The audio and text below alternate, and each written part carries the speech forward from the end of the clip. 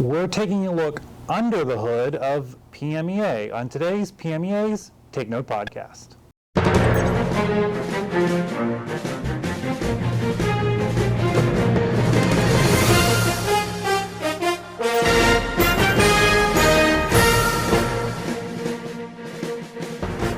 Hello everybody, I'm Mark Despotakis. Welcome to this edition of PMEA's Take Note podcast. We are coming to you from the PMEA Summer Conference here in Harrisburg. And before we get to the main subjects of today's podcast, we want to show you a little bit of some things that happened here at the PMEA Summer Conference and something that we've been doing for a few years, and that is the PMEA Day of Service.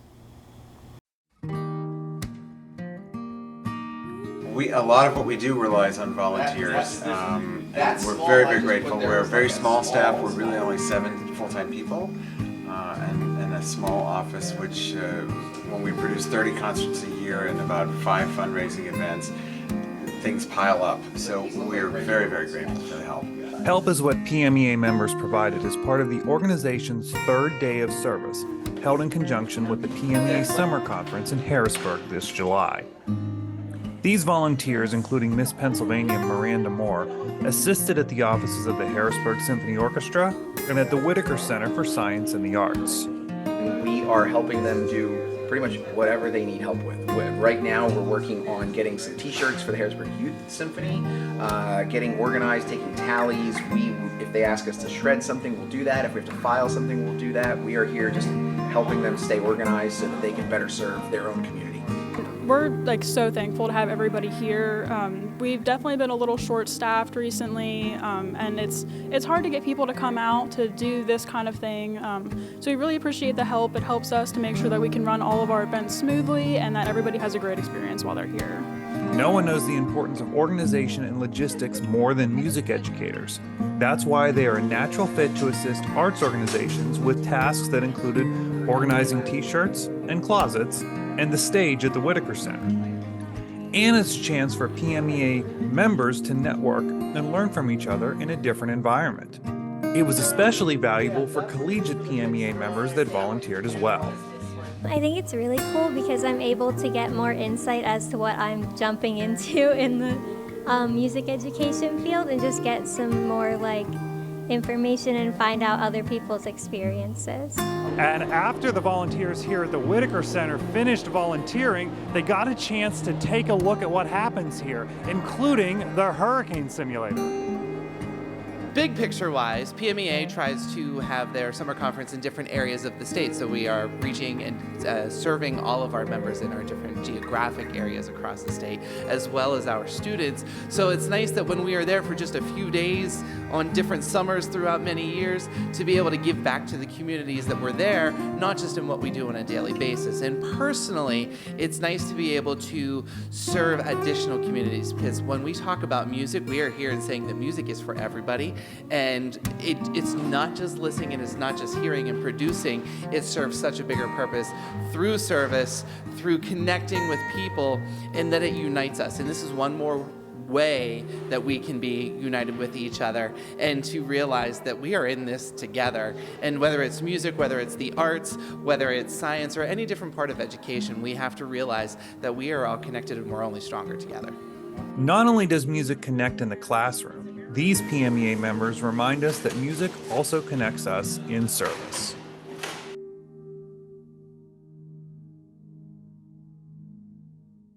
While we've been here at the PMEA conference, we've caught up with quite a number of people, but one person that we had a chance to take a few minutes to talk with is the current Miss Pennsylvania Miranda Moore. Now, you may remember Miranda as she's been on the podcast before she was Miss Pennsylvania, and we're so glad that she was able to join us at the conference to be part of our Day of Service.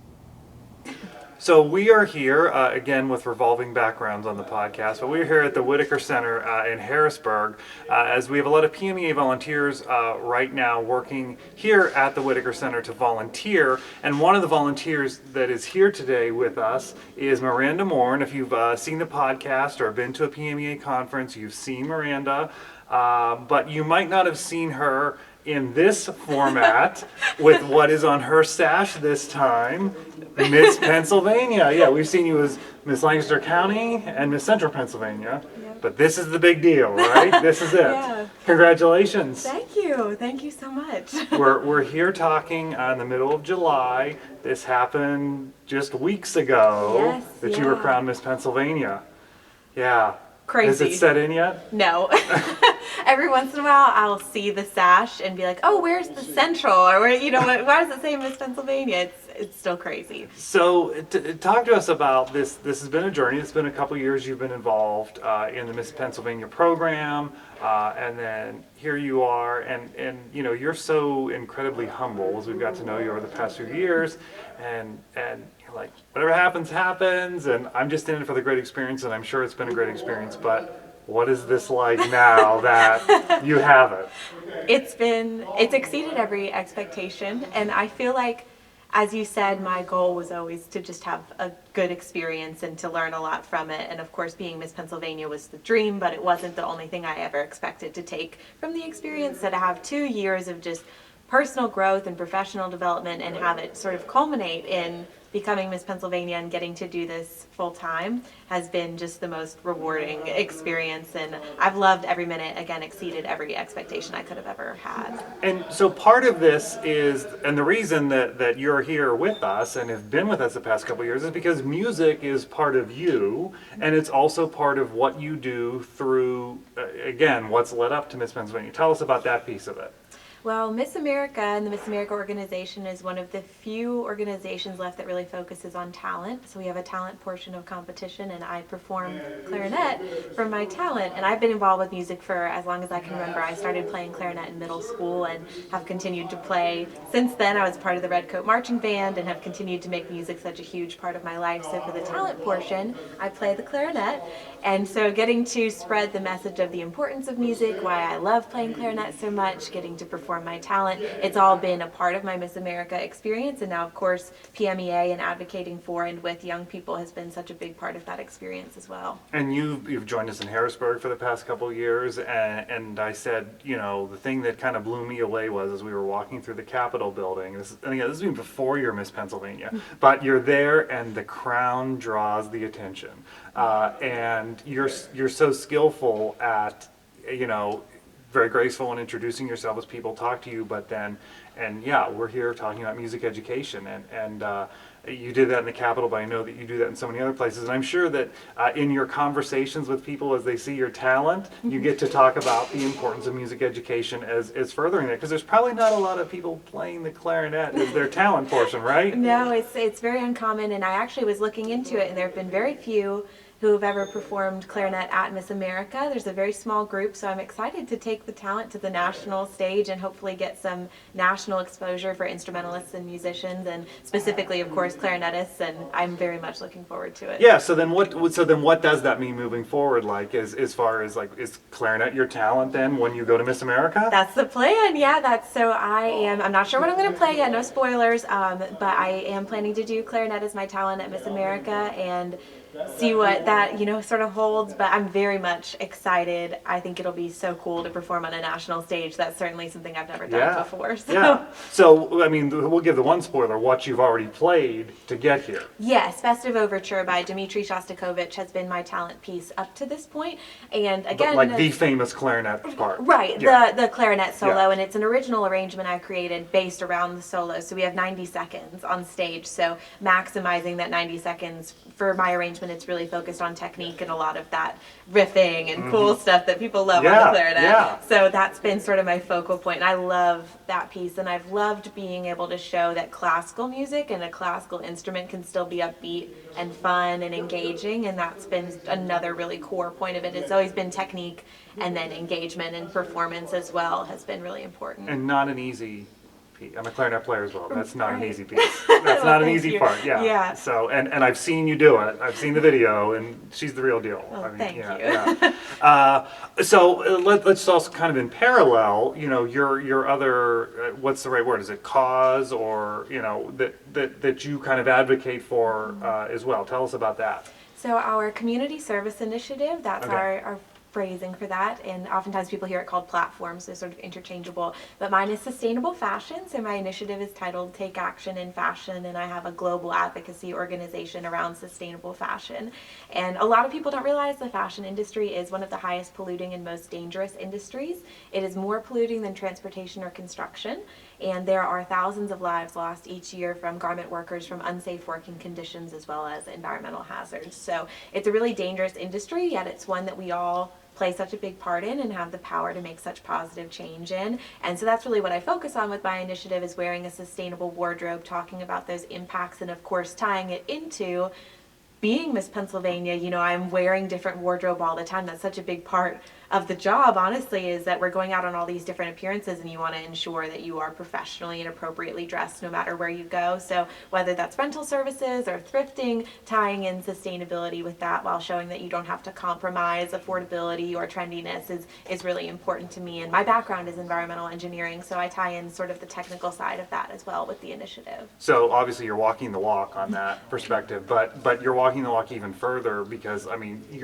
you've been in Harrisburg advocating for this, working on legislation even in this area. So, Yeah. I mean, I guess it's your platform, but I think it's just like music. This is a part of you. You truly believe this. Yeah. And that's so admirable. Well, thank you. So, all right, are we even a month into this? So my 1 month crowniversary was yesterday. Okay, all right. So just hit my 1 month, and I was looking back at the appearances I've done and the miles I've traveled. It's just crazy to see. You know, I can't wait for the next 11 months. That's what I was gonna say. So what does the next 11 months look like? I think people, hear about Miss Pennsylvania, but like what does that mean then? Yeah, so each day looks different, which I sort of love. People have the opportunity to book me, to have me attend appearances and events. If you're interested in doing that, Miss PA Business Manager at gmail.com. You can reach out to book me to be at any appearances or events that you'd be interested in. But that's what my year looks like. It's people, whether that is throwing first pitches at games or days of service or speaking at banquets. There are all these different things that fill up my calendar. And then of course in January I'll compete for the job of Miss America in January of 2024, and then that will be sort of my halfway point, with my year, and then continuing to serve the state of Pennsylvania in every way possible. That's my goal. So we're talking again at the end of your year because I want to get the review. Yes. I want to hear about these experiences. Like you said, we were just talking earlier about throwing out the first pitch and what that's been like for you already. But I just can't imagine the amazing experiences you're going to get now in the next 11 months. I'm sure you're looking forward to it. Yeah, I can't wait. Well, Miranda, thank you for being with us, and thank you for not only part of the Day of Service, but what you've already done to help us advocate for music education. And I know you're still on the team moving forward. Absolutely, and hopefully a bigger part of the team than ever. I'm looking forward to it. Yeah, we're happy to have you because, as I said, the crown draws the attention. So we'll take that for sure. Miranda, thanks for being with us. Thank you so much. I appreciate it. Okay, so now on the podcast, we are coming to you, as I mentioned earlier, from the PMEA Summer Conference here in Harrisburg, and two guests with us today. And if you've been around PMEA for a short duration or a long duration, these are faces you've certainly seen. The current executive director and the past executive director, also known as the executive director Emerita. Yes, Abby Young and Margaret Bauer. Thanks for being with us. Sure. We wanted to kind of get a sense, go under the hood here of what it takes to make PMEA work from your perspective and kind of a historical perspective as well. So before we get into all that, let's talk about the thumbnail sketch, like of kind of your background and your career that brought you up to PMEA. So let's go in chronological order. Start with me. Yeah. Well, I started out with a degree in music education and intended to be a music teacher. When I graduated, there was a glut of teachers on the market, not too many open positions, and I didn't go there. I didn't get a job right off, and a full-time job. I did do some part-time teaching. So I became a librarian instead. Then I went to the Pennsylvania Library Association, statewide association of librarians, and I became friends with Irene Chrisman, who was the executive director of PMEA for over 40 years.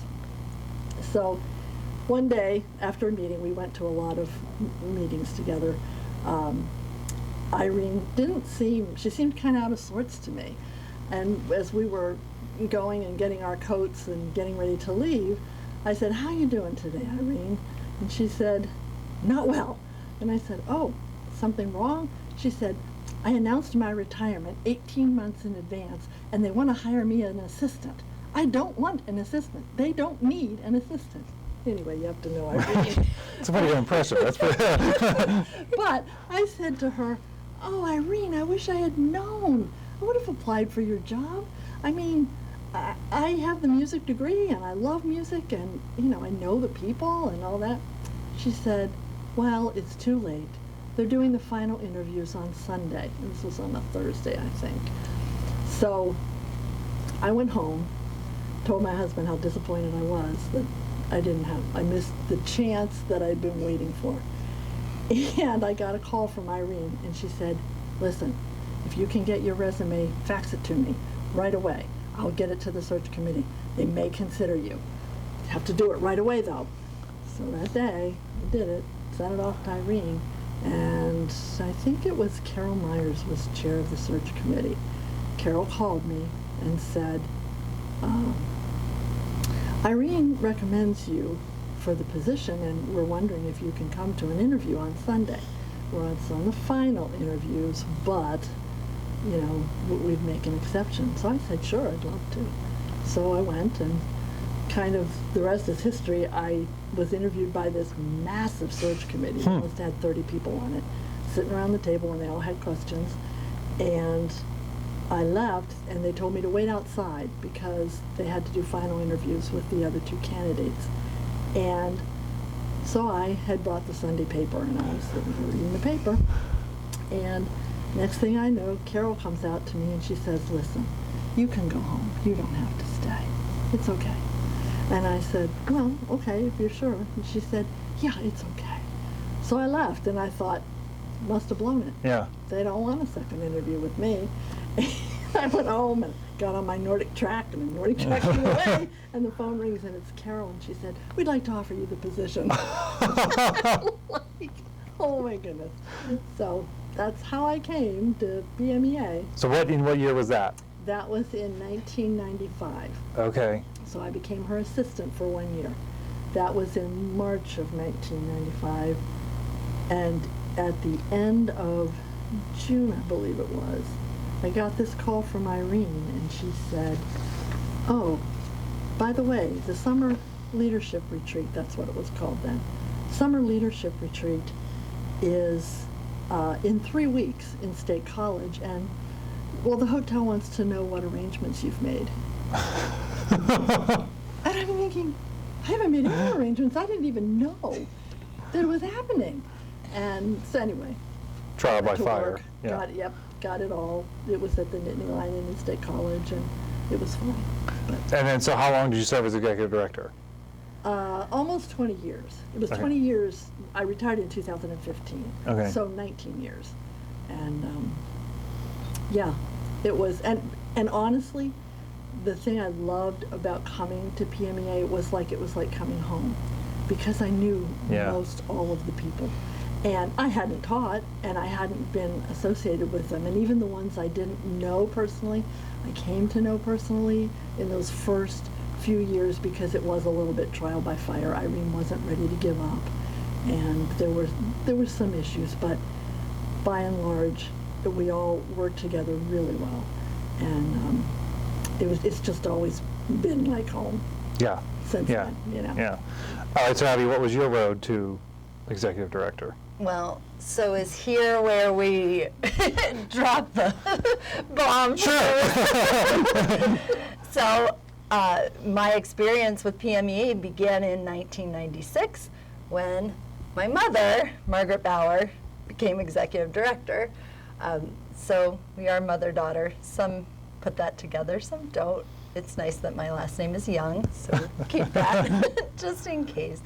But I believe even that first summer conference, I was in tow, and I was helping at the registration desk. So then the next one, basically starting in conferences, yeah. You were I on the remember tech crew. 97, 98, 99 was all serving on the tech crew. I mean, it's crazy, but on the tech crew, I worked under Bob Reed, retired member Henry Perlberg, who's now past president, just kind of made those connections. I love music, but I majored in communications, journalism. I just knew I wasn't going to make it, and practicing was not my strong suit. And I really wasn't sure what I wanted to do. I kind of always said that communications was almost like being undecided. Like, you're not quite sure what you're going to do, so you just pick communications and you'll figure out where you go from there. So I graduated with that degree. Electronic media was my focus, and I spent the first 2 years of my career doing producing newscasts for a local TV station. WFMZ. WFMZ, yes, who actually has covered our last 2 days of service. So I still have a few contacts there, and it was a great place to start. I just sort of got tired of the everyday. I was there during time of Iraq, and just lots happening in the news, and I was like, I'm not sure I can do this forever. And so I had contacted Margaret, said, do you think I can help out? Like, because at that point, I think PMEA maybe had 3 full-time staff by that point. Yes, Kelly. Yes. Kelly had come on, yes. Yes. In 2003, and Dave Weiss was the PMEA was there. So I basically just started helping out, and then PMEA, the board voted to create a position that would be focused on membership and meetings, because Margaret needed help. Meetings are big undertakings and all that, and we were hoping to grow membership, and all that made sense. So I interviewed. I believe it was the best. It was just the most unique interview I've ever had. It was with past presidents Nora Burridge and Chuck Neidhart, who were probably president and immediate past president at the time. This is 2006. And it was just great because it was more about my musical background and why I was interested, and it was just different. I liked it. So I was hired in that capacity, and then Margaret announced her retirement, similar to Irene, very far in advance, and a plan to sort of just cut back. And so I believe either the board or the executive committee had voted to do an assistant executive director. And so I interviewed for that, and the board hired me. So we always want to make sure. But something like association management, you really, even to this day, I don't think you can major in it. You just fall into it, just like Margaret got into the library association world. It's not something necessarily that is taught. I mean, now I think you can get a certificate maybe in meetings and... Closest thing is a master's in public administration, because it's that nonprofit kind of world. Yeah. But there are no programs, I don't think, in undergrad in association management. I think there's just certificate programs that have been developed since the time. So, and Margaret is so supportive of continuing education, of professional development, even, not just what we do for PMEA, but within our own careers. I always joke with people, or, it's not really a joke, but that there's an association for people who work for associations. So we were always members of that. She pushed me to do there's a program put on by the Chamber of Commerce called the Institute for Organization Management. When she had completed that, it was a 6-year program. By the time I enrolled, it was only a 4-year program over at Villanova University. So I did that, and you never stop learning and picking up and networking with others and all that stuff. But here, So, what's interesting, 90 years old is the association. We'll be going to our 91st year. So 3. Only to have 3, executive directors. Speaks to stability, of course, but then it also speaks to the time that each of you have been in the role here, in very much in the modern history part of the association. What changes have you seen in your time of kind of the bigger picture of PMEA? You know, what is the bigger picture stuff that you've noticed during your tenures of like the change? Is there a change in professional development? Is there a change in what members want? I mean, from when Margaret started, it was her, you know, and Irene did the job all by herself. So this is kind of more within, you know, staff, but she was able to see a growth in membership and the ability to fortunately add positions too. So Because you just needed it, I presume, because the membership was growing. You really did, because not only was the membership growing, but the conference was getting bigger and bigger, and it was getting to be, you know, teachers, the time they have to spend on volunteer work, it seemed to be lessening because their school districts were asking them to do more and more. That really hasn't changed a whole lot, but it just seemed at the time that the conference chair, which was, for PMEA, was the vice president. Vice president. Yeah. Yeah, they called it second vice president, I think. There were two positions, I think. And it was totally conference planning. That's all that person did. And it got to the point where they were asking for help. They just couldn't do it anymore. And, you know, that required hiring. It eventually required hiring another person. It didn't initially. Initially, I was able to do it. But as we got more involved in some of our lobbying work and other things that were needed, I had to spend some time on financial matters. There was always an issue of, you know, how are we going to survive down the road. Irene left us in very good shape. When I took over, we had good reserves, and I've just been so thankful because that's what really got us through COVID, those reserves. Absolutely. And it's because I had the same fiscal sense that Irene had in terms of we're very fiscally conservative. The whole aim at the end of the year was to end up with money left over so that you could bank it into reserves. And I would say the big picture is the change in our culture and what our teachers and volunteers can do. Yeah, the demand. The demand on their times, because they have so many demands on their time. Yeah, and I think we saw the positions changing too. Those who were dedicated to only band or only chorus as positions, or I should say, as members were retiring, then those positions were not always filled or were melded. And so I think we've seen more people that have more responsibilities, and so the demand on their time, and we've kind of, over that, I believe it was about 2011 when we underwent a pretty big governance switch to a council setup. So I think the idea, we are very volunteer driven, and we know that our members do so much and move mountains to make all these events happen. And so the more we could divide that, I think the more we're trying to get. Well, and also involvement. We wanted more people to be involved. Yeah. When I started, it seemed like it was a small group of people who kind of ran things, and we wanted more people to have input and to have roles in what we did. And we had a strategic plan the first time around. We even brought in outside facilitators because we didn't have a plan before that. Right. And then we were able to adjust those things. But we wanted to see more members have a role.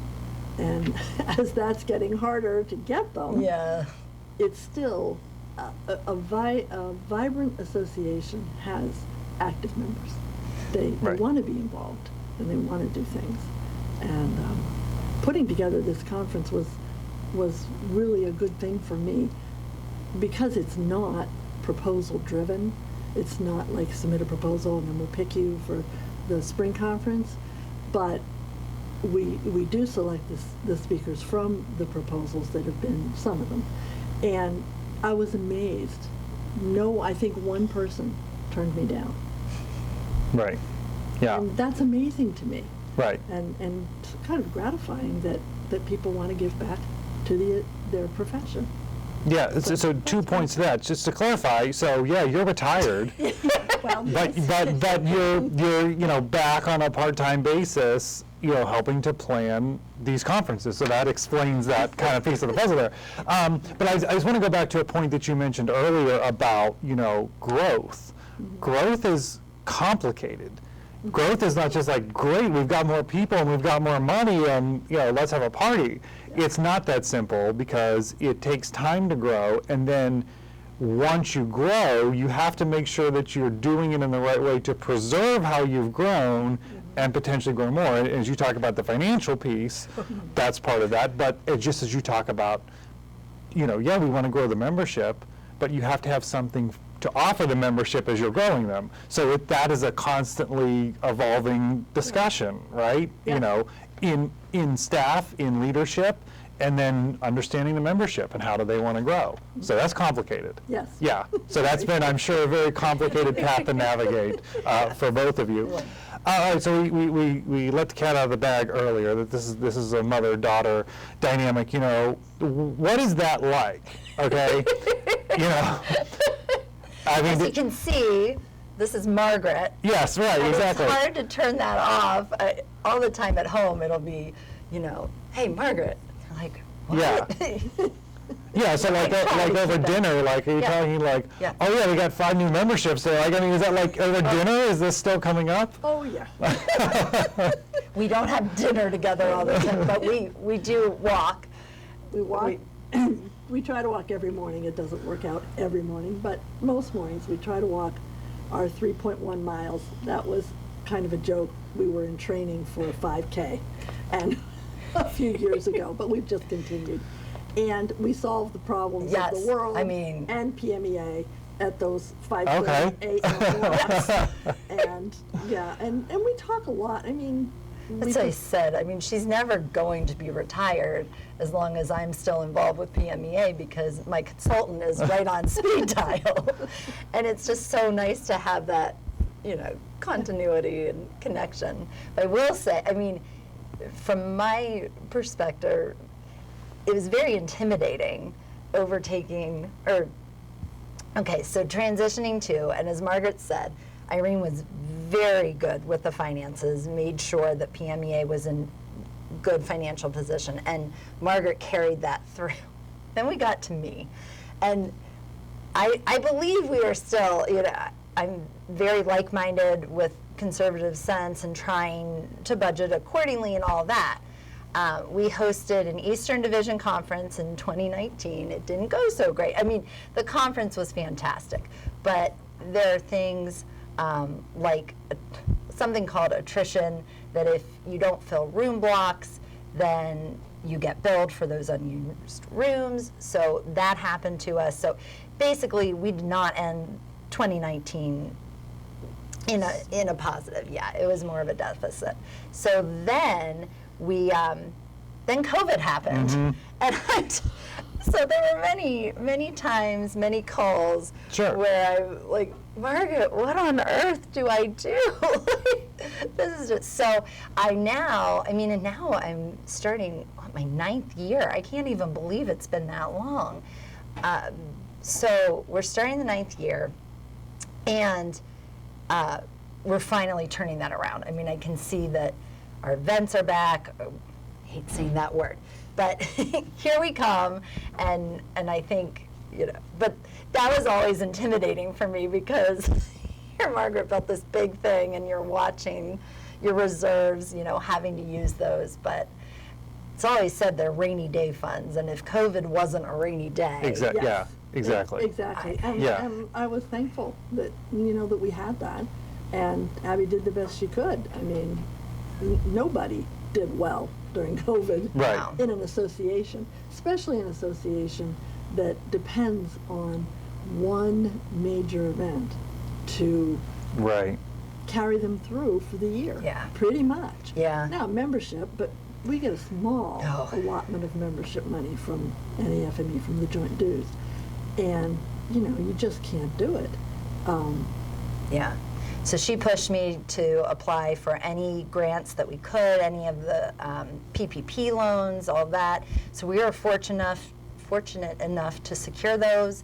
And really, I mean, I'm just thankful for her guidance. And yeah, the dating, and it's awkward too then when you switch the roles, because I was used to working, you know, as the director of membership and Right. meetings and membership. Right. When we did that role reversal, she's like, you need to delegate. You need to tell me what to do. Yes, that's the one thing about being mother-daughter, that I'm not shy about expressing what I think she should do, just like when she was a kid, you know. Yeah, like, yeah, you yeah. will do this, right? But she has a unique personality. She's able to roll with it. And, you know, she never tells me to just be quiet and go away. She never does that. She just listens to me, and then after I'm done, she goes and does what she's going to do, which is how she was as a child. The truth comes out now. Not about childhood. Strictly PMEA. It's a good, I think we have a good relationship. It's Yes. always been open. It It's always has. been, she can say to me what she wants, and, you know, I feel likewise, but Yeah. it just, Absolutely. No, I think, so we will have to go a little bit to childhood, but growing up, my father was a pastor. And I think as a pastor's family, you always have that, like, you don't necessarily make friends within the church. Like, you make friends, but we have always had more of a friend relationship. I mean, she's my parent too, but we moved a few times and friends were far away, and so I think our relationship has always been, I think, unique just from the beginning because of that. yeah. As a pastor's wife, I couldn't have friends in the congregation because that would be seen as favoritism. Yeah. Okay, that's interesting piece of the So dynamic there to think about. I'm Yeah. Yeah. leaning on Yeah. my daughter because, well, I want to go shopping, or I want to do So something. Yeah. I told her everything. I mean, we did not. I would have my teenage friends that are like, "Oh, I'm mad at my mom again," and I'm like, "What?" Yeah. Just- So just one other quick thought on the family part. Like, do your families ever be like, can we not talk about PMEA for 10 minutes? Like, is it like so much of your life that they're like, No. I don't think so. But we also do a lot of things without the rest of the family. okay, fair enough. Oh, that answers that. Okay. So let's just kind of, we've talked about the past, we kind of talked about the present, let's just talk about the future. I'm just curious, like, what do you see? Where does PMEA go next? What does the future look like? Well, let me tell you, when I began with PMEA, my first few months on the job, I read through the minutes of every meeting from the beginning of the association, 1933 on. And I remember there were times when I would say, oh, wait, we're talking about that now. Yeah, Years interesting. later. Okay. And then I would go a little further and I'd read and say, but we're still debating that, you know? And I thought, it's very, association work, maybe, I don't know if PMEA is unique or not, probably not, very cyclical. Mm-hmm. And a lot of it depends on, as you watch the generations change. Because when I started, Irene was very, talk about the finances, I mean, but she was very tight about it. And she would not let the board spend money that she didn't feel they had. And they would get mad. There would be anger at the board meetings. And it would come out in the discussion, in the minutes. And yet, that was for the association's good. I mean, ultimately ended up being the right decision. But you can't see it at the time. And then a new generation comes in, And then you have me, and I'm saying, you know, you pay me to be the no person. I'm the person who's going to dash your hopes, say no, or whatever, but you're paying me to keep you financially solvent and on the right path. And so, and that, I never had any issues with money at all on the board, because I was very transparent about it and explained every single thing we did. And I think now she's got a new generation of teachers, and they're probably going to be discussing some of the same things. Festival system? Yes. Yeah. You know, We rarely talk about that, right? We rarely talk about it, Is that a piece? 50 years we're Yeah. still talking about it. But, you know, Yeah. for the future, I mean, I have hopes that we'll get to a point where people feel we are doing the right thing, we're headed in the right direction, and they help us head in the Yeah. right direction. That's Yeah. what my hope is. Right. The members will point us in the right direction. Right. Just by what they experience and, you know, what their environment as it evolves Sure. happens. Yeah. So Yeah. I don't know that I have a Yes. specific vision of No. the future.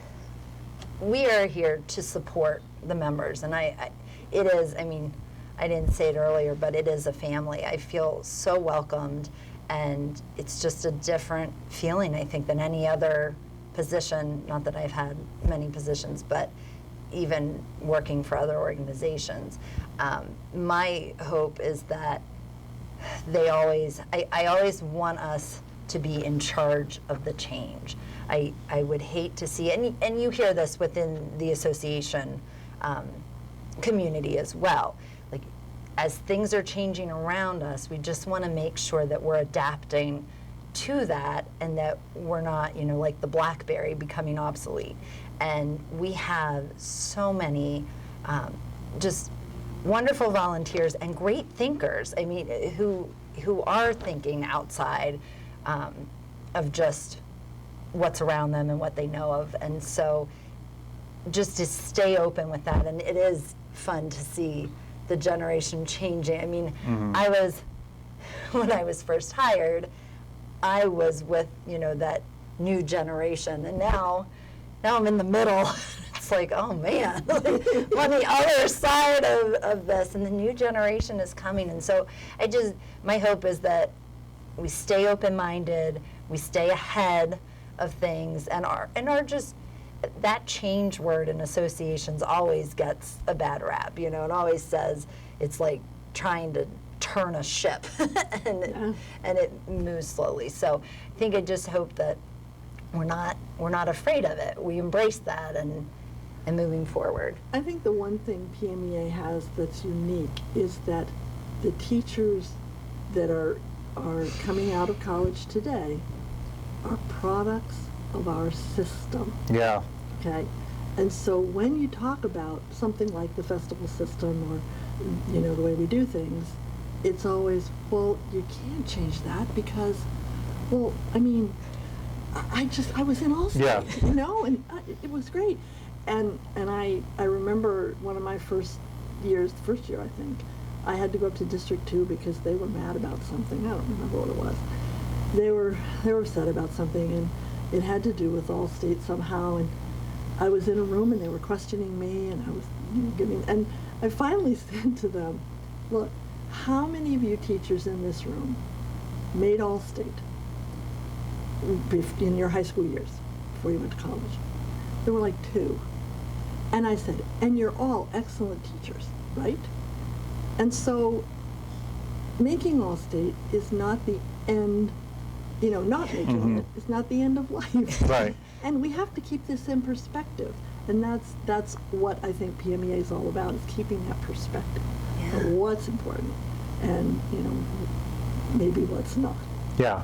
But Well, this was really interesting as we kind of, dove in a little bit and we broke news. A Take Note podcast exclusive for those who didn't know. This is a mother-daughter duo, so our first breaking news on the podcast.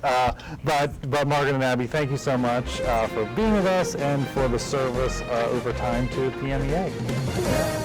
And thank you all for joining us on this edition of PMEA's Take Note podcast. We will see you next time.